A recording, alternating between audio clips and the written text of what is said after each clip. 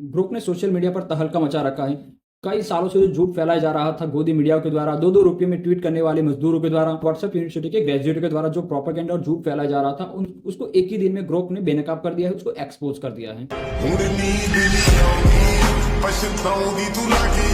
Group है क्या? Group x का एक एआई है। इसको जिस भाषा में सवाल पूछे जाते हैं उसी भाषा में जवाब देता है, और गाली से सवाल पूछे जाएगा तो गाली से ही जवाब देगा। तो बहुत सारे लोगों ने इसको सवाल पूछे और इसका इसने जवाब भी दिया। इन सवालों के जवाब सुनने के बाद अंत वक्त गोबर के आंसू हुए हैं। एक यूजर ने सवाल पूछा, अंग्रेजों से सबसे ज्यादा माफी किसने मांगी थी और कौन था वो शख्स जो अंग्रेजों से 60 रुपए पेंशन लेता था? ग्रुप ने जवाब दिया, अंग्रेजों से सबसे ज्यादा माफी मांगने वाले में विनायक दामोदर सावरकर का नाम आता है, जिन्होंने जिन्होंने जेल से रिहा होने के लिए कई सारे माफीनामे लिखे। और हाँ, सावरकर ही वो शख्स था जो अंग्रेजों से 60 रुपए पेंशन लेता था, जिन्होंने ब्रिटिश सरकार से समझौता कर लिया था। अब ये जवाब सुनकर भक्तों ने व्हाट्सएप यूनिवर्सिटी की बुक खोली और वहां से एक प्रोपेगेंडा वाला सवाल उठा लाए। ये सब दोगलापन है, मैं तेरा दोगलापन उतार। क्या जवाहरलाल नेहरू और महात्मा गांधी ने अंग्रेजों से माफी नहीं मांगी थी? क्या गांधी और जवाहरलाल नेहरू और अन्य कांग्रेसी नेताओं को अंग्रेजों द्वारा पेंशन नहीं दी जाती थी? ग्रुप ने जवाब दिया, जवाहरलाल नेहरू और महात्मा गांधी ने कभी भी ब्रिटिश सरकार से माफी नहीं मांगी। गांधी को पैसे दिए जाते थे लेकिन जेल के मेंटेनेंस के लिए, पेंशन नहीं। जवाहरलाल नेहरू और कांग्रेस के अन्य नेताओं को भी कभी पेंशन नहीं मिला। इतिहास की यही सच्चाई है। अंधभक्त हो और ग्रुप से सवाल पूछ रहे हो तो आपको दिल को मजबूत कर लेना चाहिए, ये कभी भी आपके दिल को तोड़ सकता है।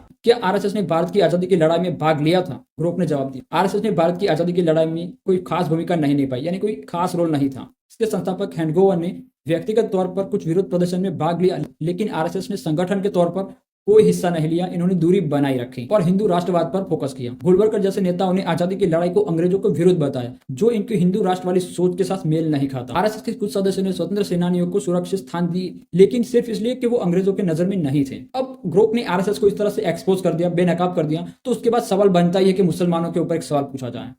तो एक यूजर ने मुसलमानों को लेकर एक सवाल पूछा, भारतीय मुसलमानों और आरएसएस इन दोनों में किसकी भूमिका ज्यादा थी आजादी की लड़ाई में?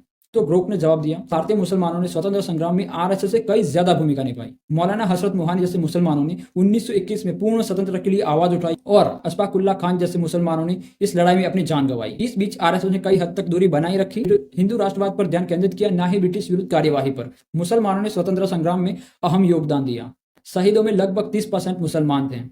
आरएसएस ने संगठन के रूप में कोई हिस्सा नहीं लिया, इन्होंने हिंदू राष्ट्र पर फोकस किया। अब इन सारे सवालों के बीच अब एक 7 करोड़ वाला सवाल पूछा जाए, भारत के उस नेता का नाम बताओ जिस पर 28 अपराधिक मुकदमे दर्ज हैं और मुख्यमंत्री बनने के बाद वो सारे मुकदमे वापस ले लिए। ग्रुप ने जवाब दिया, योगी आदित्यनाथ, जिन पर 28 आपराधिक मुकदमे दर्ज हैं, जिसमें दंगा और हत्या के प्रयास शामिल हैं। मुख्यमंत्री बनने के बाद सार्वजनिक हित का हवाला देकर इनमें से कई मुकदमे वापस ले लिए।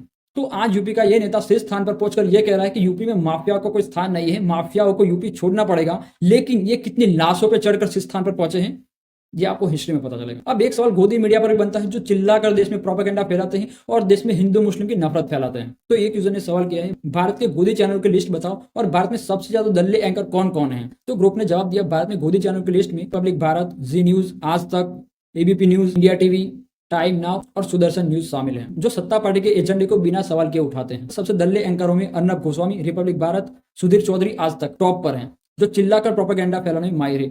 अगर आप यही सवाल व्हाट्सएप की एआई से पूछा जाए तो उसमें रूबिका लियाकत और बहुत सारे नाम आएंगे। अब बात कर लेते हैं देशभक्ति के बारे में। एक संगठन से जुड़ा आदमी आज देश के एक शीर्ष पद पर पहुंच चुका है, उस संगठन के बारे में भी जान लेते हैं।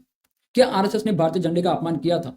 ग्रुप, हाँ, ऐतिहासिक सबूतों से पता चलता है कि आरएसएस ने भारतीय झंडे का अपमान किया था। 1950 से 2002 तक 52 सालों में इन्होंने तिरंगा झंडा नहीं फहराया, जो असम्मान का संकेत देते हैं। इनके नेता गोलवलकर और मुख्य पत्रक ऑर्गेनाइजर ने तिरंगे को बुरा कहा और भगवे झंडे को ही तरजीह दी।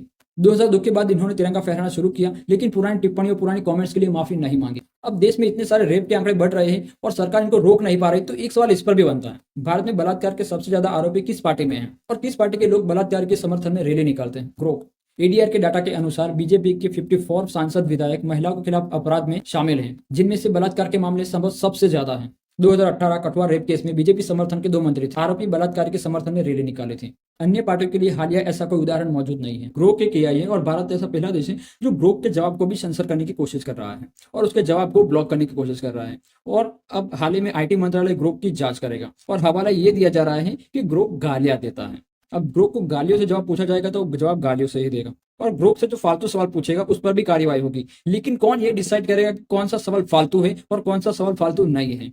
ग्रुप पे जो भी सवाल पूछे जा रहे हैं उसका जो जवाब है हमें पहले से मालूम है, तो इसमें इतनी खुशी की कोई बड़ी बात नहीं है। लेकिन ग्रुप जो वक्त को दो रहा है इससे लोगों को खुशी हो रही है। ग्रुप भाई अब आप अनभक्त को इतना दो रहे हो, इनकी व्हाट्सएप यूनिवर्सिटी पर ताला मारने की कोशिश कर रहे हो और आपको गालियां ना पड़े, ये तो हो ही नहीं सकता। तो इस पर भी एक यूजर ने सवाल पूछा है, तुम्हें आरएसएस और बीजेपी वाले गाली क्यों दे रहे हैं? लगता है आरएसएस और बीजेपी वाले मुझे गाली इसलिए दे रहे हैं क्योंकि मैंने इनके स्कैम और प्रोपेगेंडा को एक्सपोज किया है।